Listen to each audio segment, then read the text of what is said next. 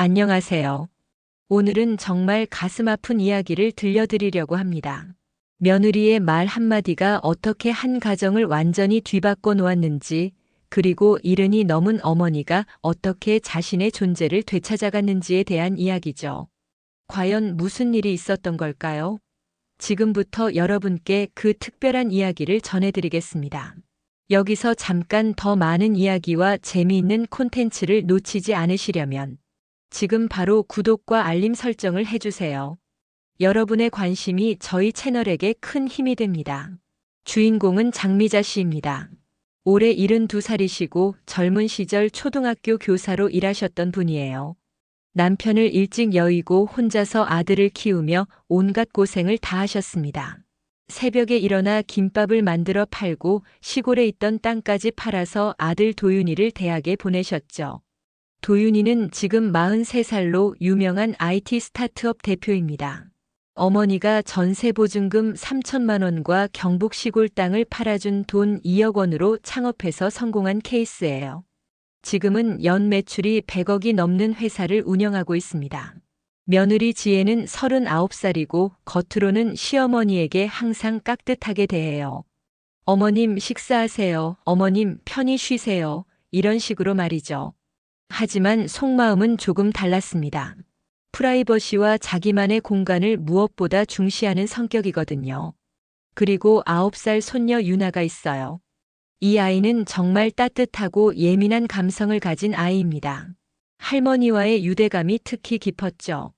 매일 저녁 할머니 품에 안겨서 옛날 이야기를 들으며 잠드는 게 일상이었거든요. 이들이 사는 곳은 서울 서초구에 있는 50평 복층 아파트입니다.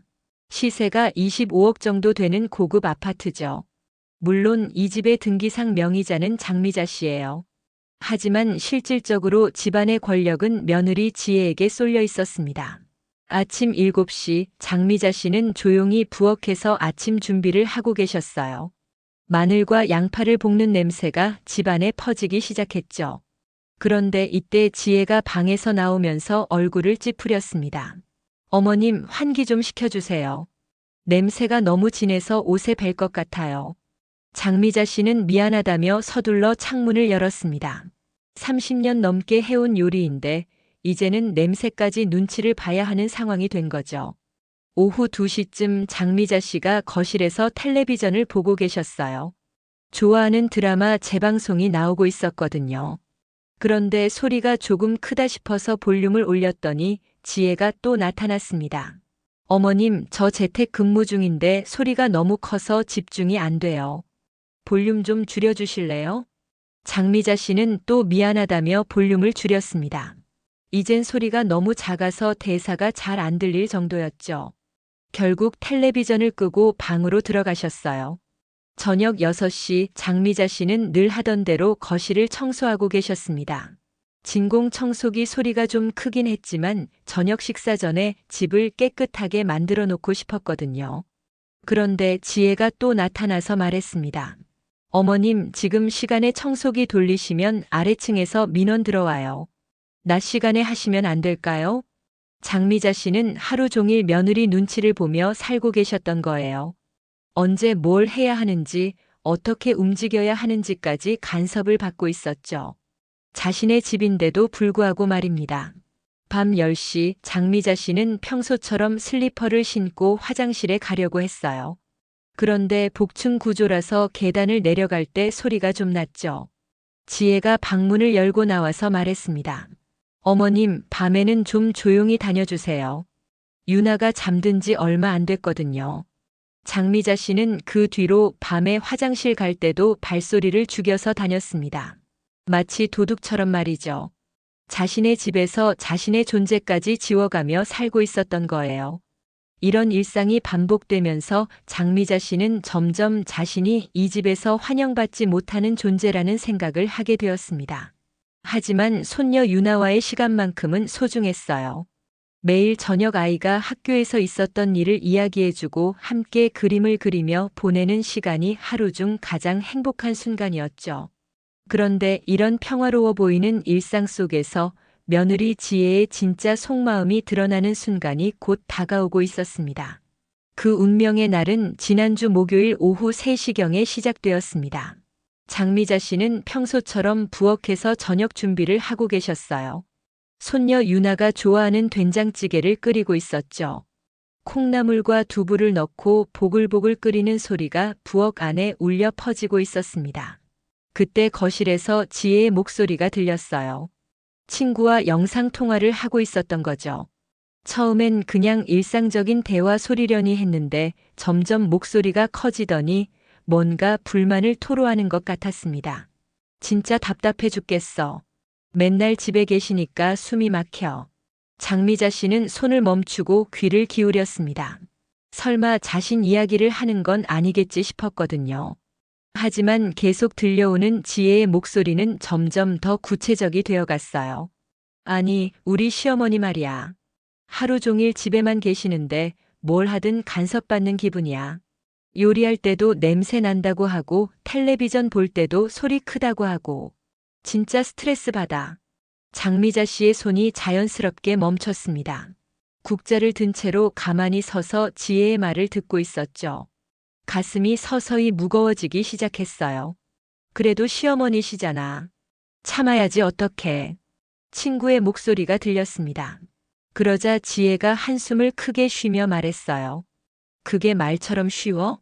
매일매일 눈치 보면서 살아야 하는데. 우리 집인데도 내 집 같지가 않아. 장미자 씨는 마음이 점점 답답해졌습니다. 자신이 며느리에게 그런 스트레스를 주고 있었다는 사실을 처음 알았거든요. 그래도 이 정도면 그냥 며느리의 일시적인 불만 정도려니 생각했어요. 하지만 다음에 나온 지혜의 말은 장미자 씨의 마음을 완전히 무너뜨려 버렸습니다. 진짜 어머님만 안 계시면 숨통이 트일 것 같아. 좀 사라져 주시면 좋겠어. 그럼 우리 가족끼리 편하게 살 수 있을 텐데. 그 순간 장미자 씨가 손에 들고 있던 국자가 바닥에 떨어졌습니다. 쨍그랑 하는 소리가 부엌 안에 울려 퍼졌어요. 다행히 지혜는 통화에 집중하고 있어서 그 소리를 듣지 못했지만 장미자 씨의 마음은 이미 산산조각이 나버렸습니다. 사라져 주시면 좋겠어. 그 말이 장미자 씨의 머릿속에서 계속 맴돌았어요. 30년 넘게 아들을 위해 희생하고 며느리를 친딸처럼 아껴왔는데 결국 자신의 존재는 이 집에서 사라져야 할 대상이었던 거죠. 장미자 씨는 벽에 기대서서 한참 동안 멍하니 서 있었습니다. 분노보다는 깊은 허탈감이 밀려왔어요. 그동안 자신이 얼마나 눈치를 보며 살았는지, 그리고 그 모든 배려가 결국 부담으로만 받아들여졌다는 사실이 너무 충격적이었거든요. 엄마, 너무 신경 쓰지 마. 시어머니들이 다 그렇잖아. 우리 엄마도 맨날 그런 소리 해. 친구의 위로 섞인 목소리가 들렸습니다. 하지만 지혜는 계속해서 말했어요. 아니야, 진짜 답답해. 맨날 집에 계시니까 우리 부부끼리 대화할 시간도 없고 유나도 할머니한테만 붙어 있고 진짜 좀 어디 가셔서 따로 사시면 좋겠어. 장미자 씨는 그 말을 들으면서 과거의 기억들이 주마등처럼 스쳐 지나갔습니다. 도윤이가 25살 때 사업 자금이 필요하다고 했을 때 주저없이 전세보증금 3천만 원을 내줬던 일. 경북 시골에 있던 조상 대대로 내려온 땅을 팔아서 2억 원을 마련해준 일. 며느리가 아이를 낳고 몸조리할 때 밤낮 없이 간병했던 일들 말이에요. 그때는 가족을 위한 당연한 일이라고 생각했는데 지금 생각해보니 그 모든 것들이 부담이었을 수도 있겠다는 생각이 들었습니다. 자신이 베푼 모든 것들이 사실은 원하지 않는 간섭이었을 수도 있다는 거죠. 그래도 도윤이 오빠는 효자잖아. 어머니를 잘 모시고 있고. 친구가 말했습니다. 효자는 무슨. 그냥 어쩔 수 없으니까 모시는 거지. 사실 도윤이도 스트레스 받는 것 같아. 어머니 눈치 보느라 우리 부부 시간도 제대로 못 가지고. 장미자 씨는 그 말을 들으면서 더욱 큰 충격을 받았습니다. 아들 도윤이도 자신 때문에 스트레스를 받고 있었다는 거죠. 그동안 자신이 가족을 위해 한다고 생각했던 모든 행동들이 사실은 부담이었던 거예요. 통화가 끝나고 나서도 장미자 씨는 한참 동안 부엌에 서 있었습니다. 된장찌개는 이미 끓어 넘쳐서 가스레인지 주변이 지저분해졌지만 정리할 기운도 없었어요. 온몸에 힘이 쭉 빠진 것 같았거든요. 저녁 6시 평소처럼 가족들이 식탁에 모였습니다. 장미자 씨는 최대한 평정심을 유지하려고 노력했지만 지혜를 볼 때마다 오후에 들었던 그 말들이 떠올랐어요. 할머니, 오늘 된장찌개 왜 이렇게 짜요? 유나가 물었습니다. 아, 미안해. 할머니가 실수했나 보네. 장미자 씨는 작은 목소리로 답했습니다. 지혜는 별다른 말 없이 식사를 했지만 장미자 씨의 눈에는 그 표정조차 불만스러워 보였어요. 아마 오늘 오후 통화 내용 때문에 그런 마음이 들었을 거예요. 그날 밤 장미자 씨는 잠을 이룰 수 없었습니다. 천장을 바라보며 계속 생각했어요. 정말 자신이 이 집에서 사라져야 할 존재일까? 그동안 가족을 위해 희생했던 모든 것들이 의미가 없었을까? 새벽 4시쯤 장미자 씨는 조용히 일어나서 서랍을 열었습니다. 그 안에는 이 집의 등기권리증과 도윤이가 창업할 때 써준 차용증이 들어있었어요. 3천만 원이 적힌 그 차용증을 보면서 장미자 씨는 어떤 결심을 하기 시작했습니다. 다음 날 아침 장미자 씨는 평소보다 일찍 일어나셨어요. 새벽 5시였죠. 온 가족이 잠들어 있는 고요한 시간이었습니다. 어젯밤 거의 잠을 이루지 못했지만 오히려 머리는 더 맑아진 것 같았어요. 장미자 씨는 조용히 방 안 서랍을 열었습니다. 가장 깊숙한 곳에 보관해 두었던 중요한 서류들이 들어 있었죠. 이 집의 등기권리증, 도윤이가 창업할 때 써준 3천만 원 차용증, 그리고 경북 시골 땅을 팔 때 받았던 2억 원 관련 서류들까지 모두 꺼내 놓았습니다. 서류를 하나씩 살펴보면서 장미자 씨는 자신이 이 가족에게 얼마나 많은 것을 해주었는지 다시 한번 실감했어요. 하지만 이제는 그 모든 것이 부담이었다는 사실을 알게 되었죠. 그래. 사라져 달라고 하셨으니까 정말 사라져 드리지. 장미자 씨는 작은 목소리로 중얼거렸습니다. 하지만 그냥 집을 나가는 것만으로는 부족했어요. 이 상황의 심각성을 가족들이 제대로 깨달을 수 있게 해야 했거든요. 오전 9시 가족들이 모두 외출한 후 장미자 씨는 전화를 걸었습니다. 지인인 김 변호사에게였어요. 김 변호사는 장미자 씨와 같은 동네에 살면서 가끔 법률 상담을 해주던 분이었죠. 변호사님, 저 장미자예요. 혹시 시간 되실 때 잠깐 상담 좀 받을 수 있을까요? 그럼요, 어머니. 무슨 일이세요? 채권 회수 관련해서 좀 여쭤보고 싶어서요. 오후 2시 장미자 씨는 김 변호사 사무실을 찾았습니다. 평소에는 동네 어른으로 인사만 나누던 사이였는데 이렇게 정식으로 상담을 받는 것은 처음이었어요. 어머니, 무슨 일로 오셨어요? 김 변호사가 친근하게 물었습니다. 장미자 씨는 도윤이가 창업할 때 빌려준 3천만 원에 대한 차용증을 내밀었어요. 이거 회수할 수 있나요? 김 변호사는 서류를 자세히 살펴보더니 고개를 끄덕였습니다. 네, 충분히 가능합니다. 차용증도 제대로 되어 있고 이자 약정도 명확하네요. 지금까지 원리금 상환을 받지 못하셨으니 내용 증명부터 보내볼 수 있어요. 그럼 얼마나 받을 수 있을까요? 원금 3천만 원에다가 연이율 5%로 계산하면 지금까지 18년이 지났으니까 이자만 2,700만 원 정도 됩니다. 총 5,700만 원 정도 받을 수 있을 거예요. 장미자 씨는 놀랐습니다. 단순히 빌려준 돈이라고 생각했는데 이자까지 계산하면 그렇게 큰 금액이 되는 거였죠. 하지만 어머니, 아들한테 이런 걸 하시는 게 맞나요? 가족 간의 법적 다툼은 변호사님, 가족이라는 게 뭔지 아세요? 장미자 씨가 조용히 물었습니다. 저는 사라져 달라는 말을 들었어요. 그럼 정말 사라져 드려야죠. 김 변호사는 장미자 씨의 단호한 표정을 보고는 더 이상 말리지 않았습니다. 대신 절차를 자세히 설명해 주었어요. 변호사 사무실을 나온 장미자 씨는 바로 부동산 중개업소로 향했습니다. 집 근처에 있는 대형 중개업소였죠. 사장인 박 대표와는 이미 안면이 있었어요. 어머니, 웬일로 오셨어요? 우리 집 좀 내놓으려고 해요. 박 대표는 깜짝 놀랐습니다. 갑자기 왜요? 혹시 다른 곳으로 이사 가시나요? 네, 그런 셈이죠. 그런데 아들 며느리분들은 아시나요? 곧 알게 될 거예요. 장미자 씨는 담담하게 답했습니다. 서초구 50평 복층 아파트의 시세는 대략 25억 원 정도였어요.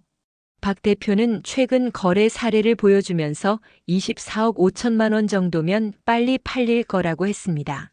어머니, 그런데 이 집 등기를 보니까 근저당이 좀 있네요. 아, 그거 도윤이가 사업 자금 대출 받을 때 설정한 거예요. 5억 정도 남아있을 거예요. 실제로 도윤이는 회사 운영 자금을 위해 이 집을 담보로 대출을 받아두었었죠. 하지만 그것도 어머니 동의 없이 한 일이었어요.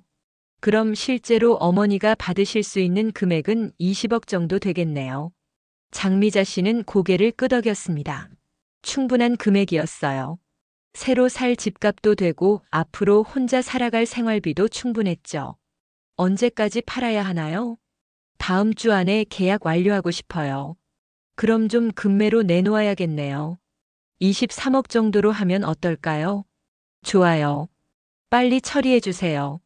집으로 돌아가는 길에 장미자 씨는 남해 바닷가에 있는 작은 집을 떠올렸습니다.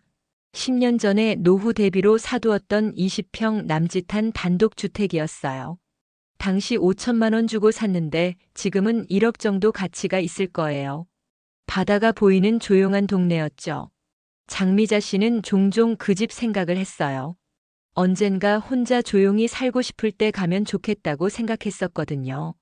그런데 그 언젠가가 이렇게 갑자기 찾아올 줄은 몰랐죠. 저녁 6시 평소처럼 가족들이 식탁에 모였습니다. 장미자 씨는 최대한 평상시와 같은 모습으로 행동했어요. 아직 아무도 모르게 해야 했거든요. 어머니, 오늘 어디 다녀오셨어요? 도윤이가 물었습니다. 응, 그냥 동네 좀 돌아다녔어. 요즘 좀 피곤해 보이시는데 괜찮으세요? 지혜가 걱정스러운 표정으로 물었습니다. 걱정은 무슨? 장미자 씨는 속으로 생각했지만 겉으로는 괜찮다고 답했어요. 할머니, 내일 토요일인데 같이 놀이공원 갈까요? 유나가 기대에 찬 목소리로 물었습니다. 장미자 씨는 잠시 망설였어요. 이 아이와 함께 보낼 수 있는 시간이 얼마 남지 않았다는 생각이 들었거든요. 하지만 일정대로 진행해야 했어요. 유나야, 할머니 내일 좀 바빠. 다음에 가자. 에이, 왜요? 할머니는 맨날 집에만 있잖아요. 그 말을 들으면서 장미자 씨는 또 한 번 씁쓸해졌습니다. 아이의 말이 맞았어요. 자신은 정말 집에만 있으면서 가족들에게 부담을 주고 있었던 거죠. 그날 밤 장미자 씨는 유나의 그림들을 정리했습니다. 아이가 할머니를 그린 그림들이 여러 장 있었어요. 색연필로 그린 할머니의 모습이 너무 사랑스러웠죠. 그 중에서 가장 잘 그린 것 한 장만 골라서 따로 보관했어요. 이제 준비는 거의 끝났습니다. 부동산 계약도 진행 중이고 법적 절차도 준비되어 있었죠.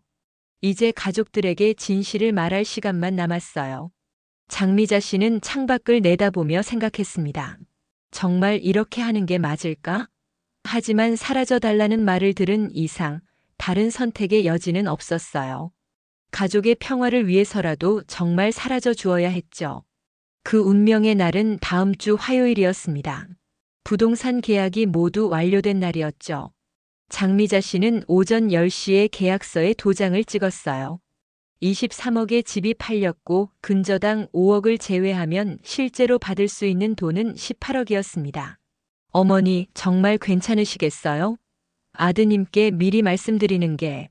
박 대표가 걱정스럽게 물었습니다. 괜찮아요. 제 집이니까 제가 처분하는 거죠. 장미자 씨는 담담하게 답했습니다. 계약서상 이사일은 다음 주 월요일로 정해졌어요. 즉, 일주일 후에는 새로운 주인이 들어온다는 뜻이었죠. 장미자 씨는 그때까지 모든 것을 정리해야 했습니다. 오후 2시 장미자 씨는 김 변호사 사무실에서 내용 증명을 발송했어요. 도윤이에게 보내는 채권 회수 통지서였죠. 원금 3천만 원과 18년간의 이자 2,700만 원, 총 5,700만 원을 일주일 내에 상환하라는 내용이었습니다. 어머니, 이거 받으면 아드님이 정말 놀라실 텐데요. 김 변호사가 말했습니다. 놀라야죠. 그래야 정신을 차리실 거예요. 내용 증명은 내일 오전에 도윤이 회사로 배달될 예정이었어요. 장미자 씨는 그때까지 집에서는 아무 말도 하지 않기로 했습니다. 집으로 돌아온 장미자 씨는 짐을 정리하기 시작했어요. 사실 가져갈 것은 많지 않았습니다. 옷가지 몇 벌과 유나의 그림 한 장, 그리고 남편과의 사진 몇 장 정도였죠. 나머지는 모두 두고 갈 생각이었어요. 저녁 6시 마지막 만찬이 시작되었습니다. 장미자 씨는 특별히 정성을 들여 음식을 준비했어요. 도윤이가 좋아하는 갈비찜, 지혜가 좋아하는 나물 반찬들, 그리고 유나가 좋아하는 계란말이까지 모든 가족의 취향을 고려한 식단이었죠. 와, 오늘 밥상이 정말 푸짐하네요. 지혜가 감탄했습니다. 어머니, 무슨 좋은 일 있으세요? 도윤이가 물었습니다. 장미자 씨는 웃으며 답했어요. 그냥 오늘은 특별한 날인 것 같아서. 정말 특별한 날이었죠. 이 가족과 함께 하는 마지막 식사였으니까요. 식사가 끝나고 설거지를 하면서 장미자 씨는 지혜에게 말했습니다. 지혜야, 가족들 다 거실에 모여 있어. 할 말이 있어. 네. 무슨 말씀이세요? 그냥 가족회의 같은 거야. 중요한 얘기가 있거든. 지혜는 의아해하면서도 거실로 갔습니다.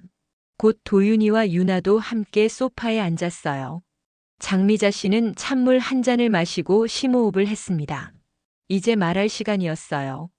가족들 앞에 서서 평생 해본 적 없는 폭탄 선언을 할 준비가 되었죠. 얘들아, 엄마가 중요한 얘기가 있어서 불렀어. 네, 어머니. 무슨 말씀이세요? 도윤이가 정중하게 물었습니다. 장미자 씨는 잠시 침묵했다가 조용히 말했습니다. 이 집 팔았어. 순간 거실이 조용해졌어요. 마치 시간이 멈춘 것 같았죠. 네. 뭐라고 하셨어요? 지혜가 놀란 목소리로 물었습니다. 이 집 팔았다고 했어. 오늘 계약 완료했어. 도윤이는 잠시 말을 잃었다가 물었어요. 엄마, 갑자기 왜요? 우리한테 상의도 없이. 상해? 장미자 씨가 씁쓸하게 웃었습니다. 내 집인데 상의가 필요해? 지혜는 얼굴이 하얗게 되면서 벌떡 일어났어요. 어머님, 이건 너무하시는 거 아니에요? 우리가 어디 가서 살라는 거예요? 너희들이 알아서 하겠지.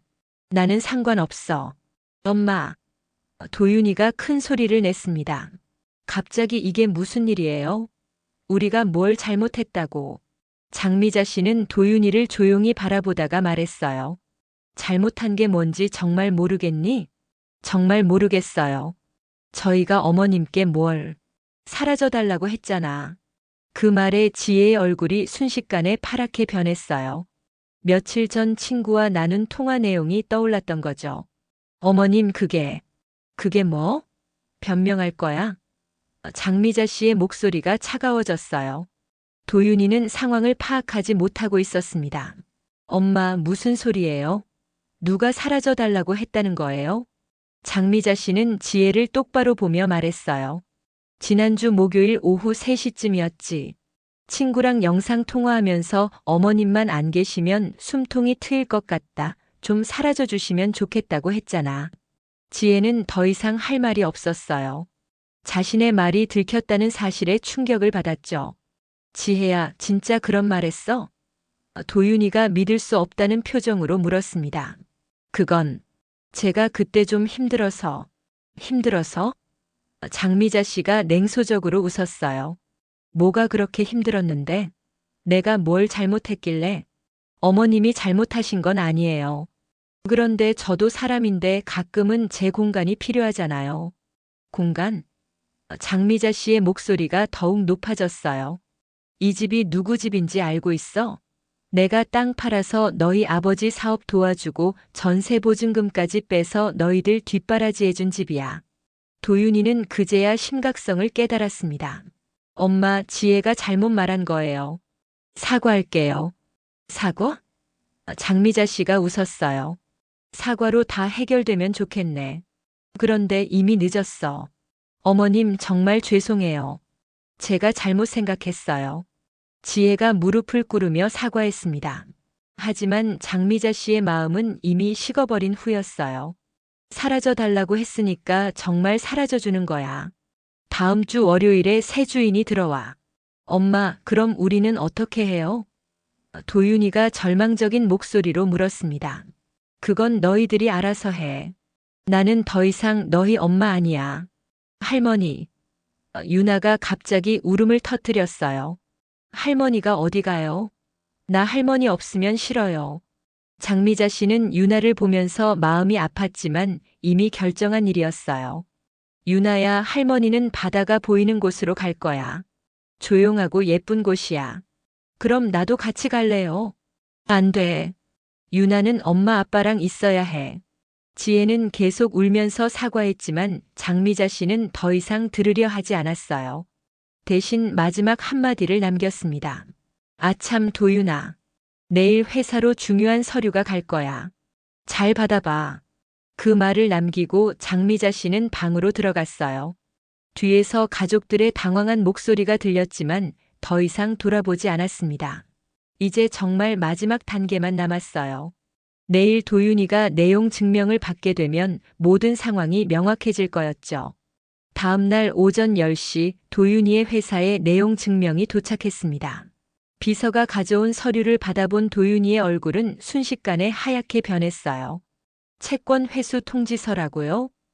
도윤이는 서류를 다시 한번 읽어봤습니다. 원금 3천만 원과 연 5% 이자로 계산한 이자 2,700만 원, 총 5,700만 원을 일주일 내에 상환하라는 내용이었죠. 즉시 어머니에게 전화를 걸었지만 장미자 씨는 받지 않았어요. 집으로 전화해도 마찬가지였습니다. 도윤이는 급하게 회사 일을 정리하고 집으로 향했습니다.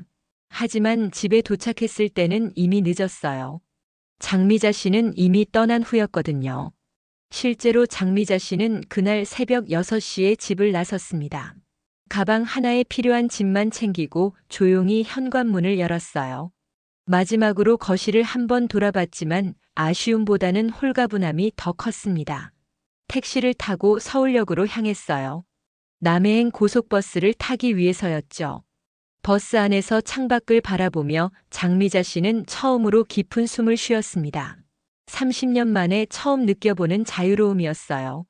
참 오랫동안 숨을 죽이고 살았구나. 장미자 씨는 혼잣말을 했습니다.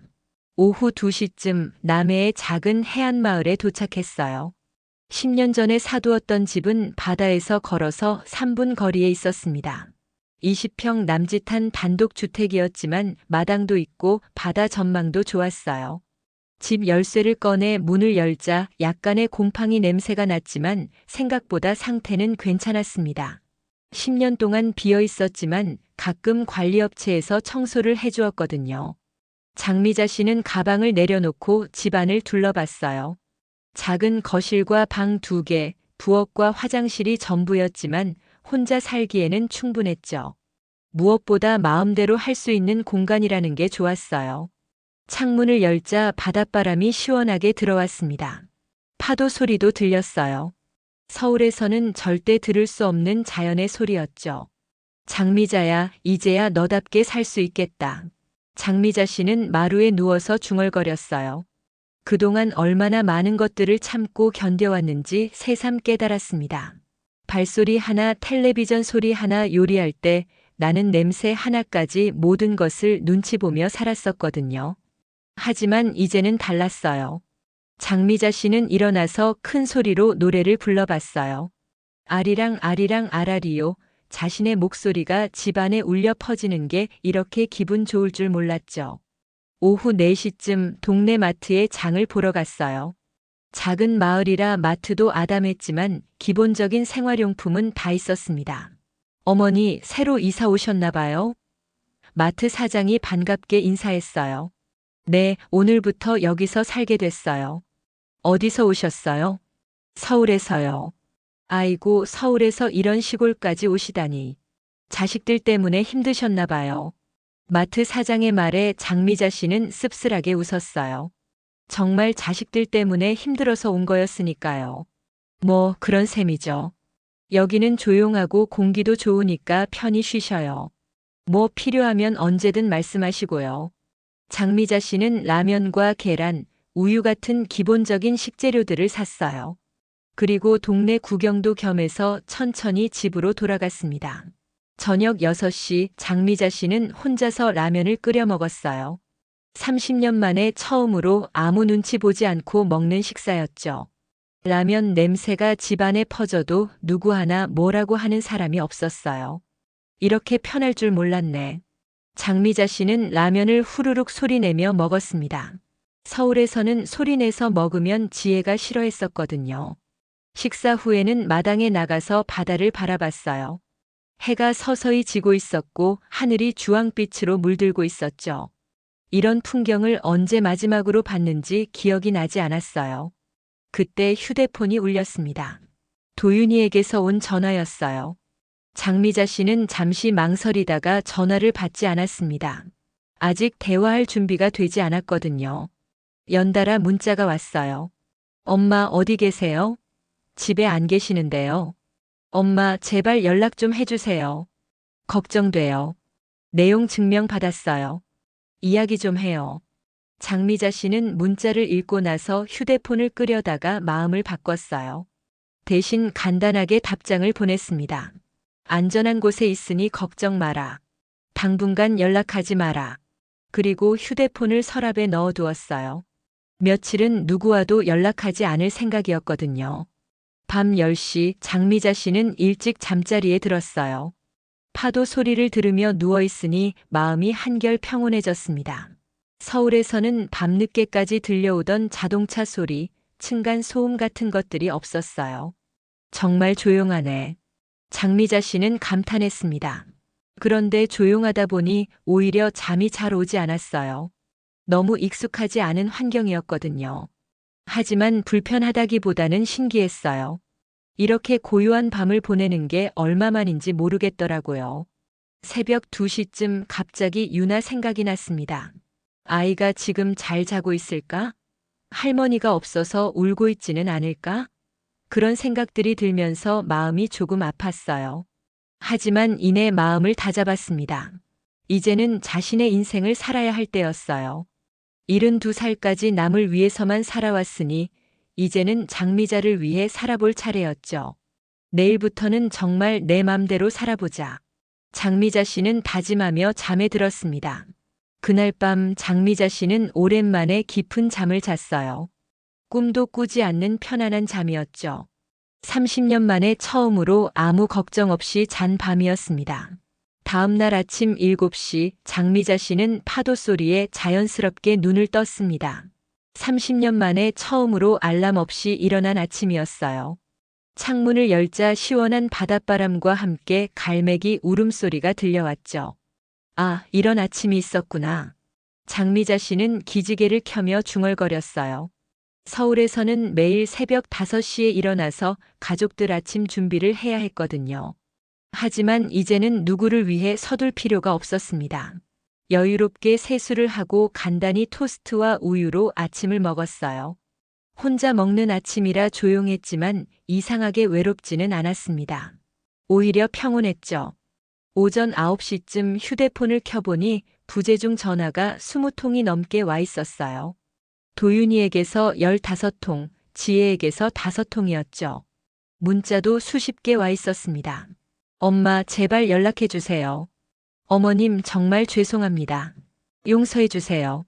엄마, 돈 문제는 해결할 수 있어요. 집으로 돌아와 주세요. 할머니, 보고 싶어요. 언제 와요? 마이너스 유나의 문자도 있었어요. 장미자 씨는 문자들을 읽으면서도 답장하지 않았어요. 아직 마음의 준비가 되지 않았거든요. 대신 휴대폰을 다시 꺼두었습니다. 오전 10시 동네 산책을 나갔어요. 작은 어촌 마을이라 인구도 많지 않았고 대부분 노인분들이 사셨죠. 마을 어르신들이 방파제에서 낚시를 하거나 바닷가에서 미역을 말리고 계셨어요. 어머니, 어제 이사 오신 분이죠? 한 할머니가 말을 걸어왔습니다. 네, 맞아요. 어디서 오셨어요? 서울에서요. 아이고, 서울에서 이런 시골까지. 자식들이 서울에 있을 텐데 외로우시겠어요. 장미자 씨는 씁쓸하게 웃었어요. 자식들 때문에 온 거예요. 아, 그러시구나. 여기 사는 어르신들 대부분이 그래요. 도시에서 살다가 자식들한테 치여서 온 분들이 많아요. 그 말을 들으니 자신만 그런 게 아니라는 생각이 들어서 조금 위로가 되었어요. 여기는 조용하고 좋아요. 금방 적응하실 거예요. 할머니가 격려해 주셨죠. 오후 2시쯤 마을 회관에서 노인 대학이 열린다는 안내를 받았어요.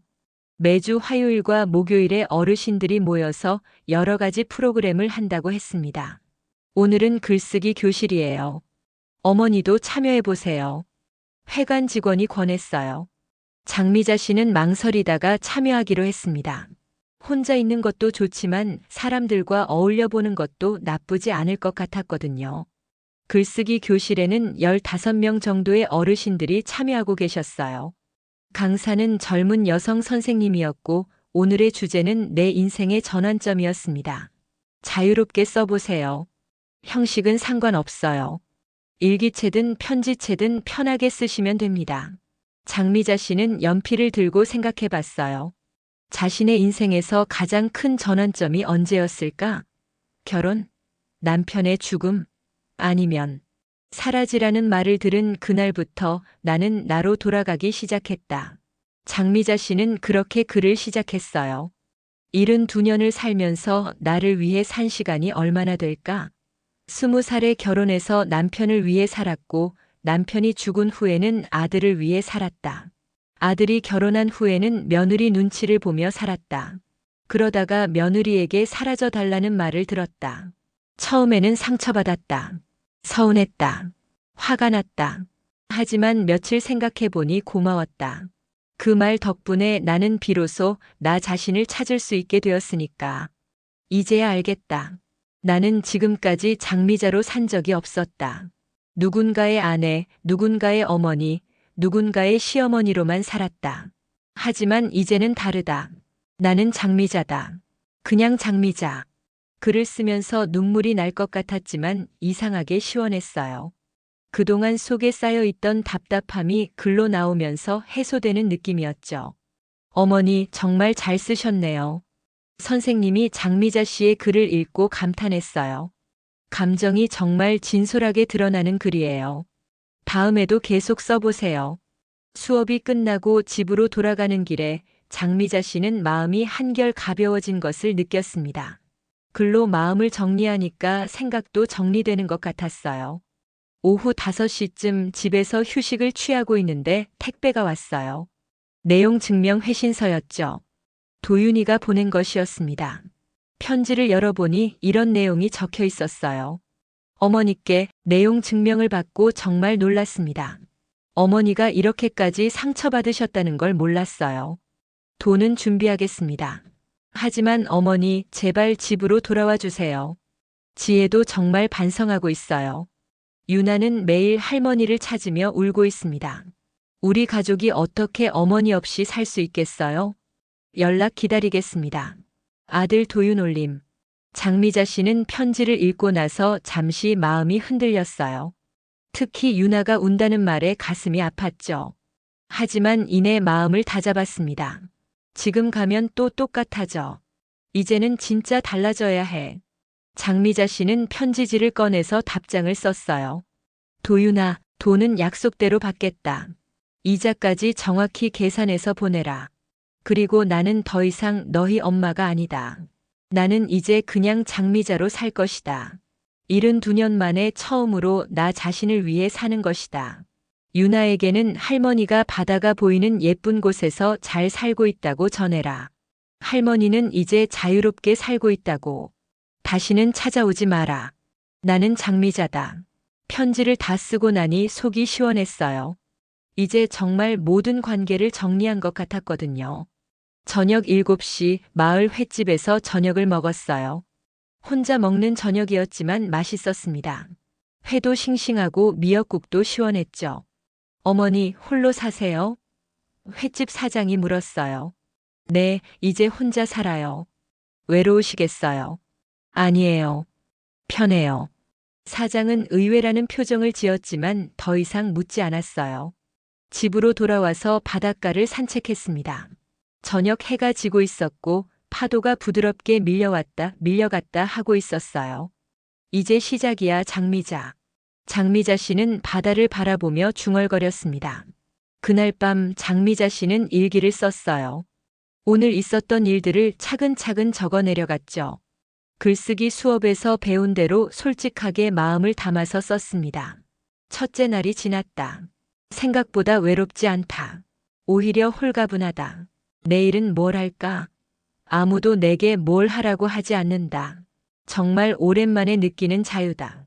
남해에서의 생활이 시작된 지 일주일이 지났습니다. 장미자 씨는 매일 아침 바닷가를 산책하고 오후에는 글쓰기나 독서를 하며 평온한 일상을 보내고 있었어요. 동네 어르신들과도 조금씩 친해졌고 작은 텃밭도 만들어서 상추와 깻잎을 심었죠. 그런데 그날 오후 2시쯤 집 앞에 낯익은 차 한 대가 멈춰 섰습니다. 장미자 씨는 거실 창문으로 내다보다가 깜짝 놀랐어요. 도윤이의 차였거든요. 차에서 내린 건 도윤이와 유나였습니다. 9살 손녀가 집 앞에서 두리번거리고 있는 모습이 보였어요. 할머니 집이 여기야? 유나가 아빠에게 물었습니다. 응, 여기인 것 같아. 도윤이가 답했어요. 장미자 씨는 잠시 망설였습니다. 문을 열어줄까 말까? 하지만 손녀의 모습을 보니 마음이 약해졌어요. 아이에게는 죄가 없잖아요. 할머니. 유나가 집 앞에서 큰 소리로 불렀습니다. 할머니 여기 있어요? 결국 장미자 씨는 문을 열었어요. 유나는 할머니를 보자마자 달려와서 품에 안겼습니다. 할머니, 보고 싶었어요. 유나가 울먹이며 말했어요. 장미자 씨도 모르게 눈시울이 붉어졌어요. 일주일 만에 보는 손녀가 더 작아 보였거든요. 유나야, 어떻게 여기까지 왔어? 아빠가 데려왔어요. 할머니 보고 싶다고 했더니 찾아왔어요. 도윤이는 조심스럽게 다가왔습니다. 엄마 안녕하세요. 장미자 씨는 도윤이를 차갑게 바라봤어요. 누가 오라고 했니? 엄마 이야기 좀 해요. 유나가 너무 보고 싶어 해서. 들어와. 장미자 씨는 할 수 없이 문을 열어주었습니다. 집 안으로 들어온 유나는 신기한 듯 둘러봤어요. 할머니, 여기가 할머니 새 집이에요? 응, 그래. 바다가 정말 보여요. 예뻐요. 유나가 창문으로 달려가서 바다를 바라봤습니다. 도윤이는 집 안을 둘러보며 말했어요. 엄마, 여기서 혼자 사시기에는 너무 외진 곳이에요. 외지지 않아. 조용하고 좋아. 그래도, 도윤아. 장미자 씨가 단호하게 말했어요. 너 왜 왔니? 다시는 오지 말라고 했잖아. 엄마, 저희가 잘못했어요. 정말 반성하고 있어요. 그때 집 밖에서 또 다른 차 소리가 들렸어요. 이번에는 지혜가 왔더라고요. 지혜는 차에서 내리자마자 집으로 뛰어왔습니다. 어머님. 지혜가 현관문을 열고 들어오더니 무릎을 꿇었어요. 어머님, 정말 죄송해요. 장미자 씨는 지혜를 보자마자 다시 화가 났어요. 뭐하러 왔어? 어머님께 사과드리러 왔어요. 정말 잘못했어요. 지혜의 눈에는 눈물이 고여 있었습니다. 이제 와서 사과가 무슨 소용이야? 어머님, 그때 제가 정말 힘들어서 그랬어요. 어머님을 미워해서가 아니라 제가 너무 서툴러서 그랬어요. 지혜는 눈물을 흘리며 계속 말했어요. 어머님이 안 계시니까 집이 너무 허전해요. 유나도 매일 울고 저도 어머님이 그리워요. 장미자 씨는 지혜의 말을 들으며 마음이 조금씩 흔들렸어요. 정말 진심 어린 사과 같았거든요. 처음에는 어머님이 부담스러웠던 게 사실이에요. 신혼 때부터 시어머니랑 같이 살다 보니까 제 공간이 없는 것 같아서. 그럼 지금도 부담스럽잖아. 아니에요. 이제는 달라요. 어머님이 없으니까 진짜 허전해요. 어머님이 계실 때는 몰랐는데 없으니까 얼마나 큰 존재였는지 깨달았어요. 유나가 할머니 곁으로 와서 팔을 잡았어요. 할머니, 집에 가요. 유나 혼자 자는 거 무서워요. 유나는 엄마 아빠랑 자면 되잖아. 싫어요. 할머니랑 자야 해요. 할머니가 들려주는 이야기 듣고 싶어요. 장미자 씨는 유나를 보며 마음이 더욱 약해졌어요. 아이는 정말 할머니가 그리웠던 것 같았거든요. 도윤이가 조심스럽게 말했어요. 엄마, 돈 문제는 해결했어요. 어머니가 요구하신 5,700만 원 준비했어요. 장미자 씨는 놀랐어요. 벌써? 네, 회사 자금에서 우선 빼냈어요. 어머니께서 요구하신 것은 당연히 드려야죠. 그런데 엄마 돈을 받으시더라도 집으로 돌아와 주세요. 우리 가족은 어머니 없이는 안 돼요. 지혜도 고개를 끄덕였어요. 어머님, 제가 진짜 바뀔게요. 이번 일로 많이 깨달았어요. 어머님이 저희에게 얼마나 소중한 분인지. 할머니, 유나가 할머니 없으면 안 돼요. 유나가 할머니 손을 꼭 잡으며 말했어요. 장미자 씨는 한참 동안 말이 없었어요. 마음 한편으로는 가족들이 그리웠던 것도 사실이었거든요. 특히 유나와 함께하는 시간들이 정말 소중했었죠. 하지만 쉽게 결정할 수는 없었어요. 너희들이 진심으로 반성하고 있다는 건 알겠어. 하지만 나는 달라졌어. 어떻게 달라지셨어요? 도윤이가 물었어요. 나는 이제 더 이상 너희 엄마가 아니야. 나는 장미자야. 지혜가 이해하지 못하겠다는 표정을 지었어요. 무슨 말씀이세요? 72년 동안 나는 한 번도 나를 위해 산 적이 없어. 항상 누군가의 엄마, 누군가의 아내, 누군가의 시어머니였지. 하지만 이제는 그냥 장미자로 살고 싶어. 그럼 저희하고는 어떻게 지내실 거예요? 도윤이가 걱정스럽게 물었어요. 장미자 씨는 잠시 생각해 보더니 말했어요. 가끔 만날 수는 있어. 하지만 예전처럼 함께 사는 건 안 돼. 왜요? 함께 살면 또 똑같아져. 나는 다시 눈치 보며 살게 되고 너희들도 나를 부담스러워하게 될 거야. 유나가 울먹이며 말했어요. 할머니, 그럼 유나는 언제 할머니 볼 수 있어요? 장미자 씨는 유나를 안아주며 말했어요. 유나는 방학 때 할머니 집에 놀러와. 바다에서 같이 놀고 조개도 줍고 그러자. 정말요? 정말이야. 하지만 할머니는 이제 여기서 살 거야. 도윤이와 지혜는 실망스러운 표정을 지었지만 어쩔 수 없다는 걸 알았어요. 그럼 어머니 가끔은 서울에도 올라오세요. 지혜가 부탁했어요. 생각해 볼게. 그날 저녁 도윤이 가족은 마을 펜션에서 하룻밤을 자기로 했어요. 유나는 할머니와 함께 자고 싶어 했지만 장미자 씨는 안 된다고 했습니다. 너무 정이 들면 헤어지기 더 어려워질 것 같았거든요. 하지만 저녁은 함께 먹었어요. 장미자 씨가 직접 만든 된장찌개와 생선구이, 나물 반찬들을 차려놓았죠. 어머님 음식이 그리웠어요. 지혜가 진심으로 말했어요. 할머니 된장찌개가 세상에서 제일 맛있어요. 유나가 웃으며 말했습니다. 장미자 씨도 오랜만에 가족과 함께하는 식사라 기분이 좋았어요. 하지만 이것이 일상이 되어서는 안 된다는 것도 알고 있었죠. 저녁 식사 후 가족들이 펜션으로 돌아갔어요. 유나는 아쉬워하며 계속 뒤돌아봤지만 장미자 씨는 마음을 굳게 먹었습니다. 내일 아침에 인사하고 서울로 가렴. 장미자 씨가 말했어요. 네, 어머니. 그런데 정말 가끔은 연락하실 거죠? 도윤이가 확인했어요. 그래. 그날 밤 장미자 씨는 오랜만에 복잡한 마음으로 잠자리에 들었습니다. 가족들을 보니 정말 그리웠지만 예전으로 돌아갈 수는 없다는 확신도 있었어요. 이제 진짜 새로운 시작이야. 장미자 씨는 중얼거리며 잠에 들었습니다. 다음 날 아침 8시 장미자 씨는 평소보다 일찍 일어났습니다. 가족들과 마지막 인사를 나누기 위해서였어요. 간단히 아침을 준비하고 펜션으로 전화를 걸었죠. 일어났으면 할머니 집으로 와서 아침 먹고 가라. 30분 후 도윤이 가족이 집으로 왔어요. 유나는 아직 잠이 덜 깬 얼굴로 할머니에게 달려왔습니다. 할머니 정말 안 가요? 안 가. 할머니는 여기가 좋아. 아침은 조용히 진행되었어요. 모두들 헤어짐이 아쉬웠지만 어쩔 수 없다는 걸 알고 있었거든요. 식사 후 도윤이가 봉투를 꺼냈습니다. 어머니, 약속하신 5,700만 원이에요. 장미자 씨는 봉투를 받으며 말했어요. 고마워. 이제 우리는 남이야. 엄마, 그렇게 말하지 마세요. 남이 아니라 새로운 관계야. 더 이상 의무감으로 만나는 게 아니라 진짜 만나고 싶을 때 만나는 거지. 지혜가 고개를 끄덕였어요. 어머님 말씀이 맞아요. 저도 이제 진짜 어머님을 이해할 것 같아요. 지혜야, 너도 이제 눈치 보지 말고 살아. 내 집에서 내 맘대로 해. 감사해요, 어머님. 유나만은 계속 울먹였어요. 할머니, 언제 또 볼 수 있어요? 여름방학 때 놀러와. 한 일주일 있다가도 돼. 정말요? 약속이에요. 약속이야.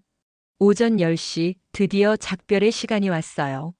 유나는 할머니를 꼭 안고 놓아주지 않았습니다. 할머니 사랑해요. 할머니도 유나 사랑해. 건강하게 잘 자라. 도윤이는 어머니를 보며 말했어요. 엄마 몸 건강히 지내세요. 뭐 필요한 거 있으면 언제든 연락하세요. 그래. 지혜는 마지막으로 장미자 씨에게 인사했어요. 어머님 정말 감사했어요. 그리고 죄송했어요. 이제 됐어. 너희들도 행복하게 살아. 차가 멀어져 가는 모습을 보면서 장미자 씨는 눈물이 날 것 같았지만 참았어요. 이제 정말 새로운 시작이었거든요. 오후 2시 혼자 남은 집에서 장미자 씨는 받은 돈을 정리했습니다. 5,700만 원이라는 큰 돈이었어요. 이 돈이면 앞으로 10년은 넉넉하게 살 수 있을 것 같았죠. 하지만 돈보다 더 중요한 걸 얻었어요. 바로 자유였죠. 장미자 씨는 책상에 앉아서 편지를 쓰기 시작했어요. 자신에게 쓰는 편지였습니다. 장미자에게 오늘로 진짜 새로운 인생이 시작되었다. 72년 만에 처음으로 나만을 위한 시간이 주어졌다. 그동안 참 많은 일이 있었다. 며느리에게 사라져 달라는 말을 들었을 때는 정말 서운했다. 하지만 지금 생각해보니 그 말이 나를 해방시켜 주었다. 진짜 복수는 그들이 나를 잃어보는 것이었고, 진짜 자유는 내가 나를 되찾는 일이었다. 이제부터는 장미자로 살 것이다. 누구의 엄마도 누구의 시어머니도 아닌 그냥 장미자로. 첫 번째 목표 바다를 보며 매일 산책하기. 두 번째 목표 글쓰기 열심히 해서 책 한 권 써보기. 세 번째 목표 텃밭 가꿔서 내가 키운 채소로 요리하기. 네 번째 목표 동네 어르신들과 친하게 지내기. 다섯 번째 목표 진짜 행복해지기. 장미자가 장미자에게 편지를 다 쓰고 나니 마음이 한결 가벼워졌어요.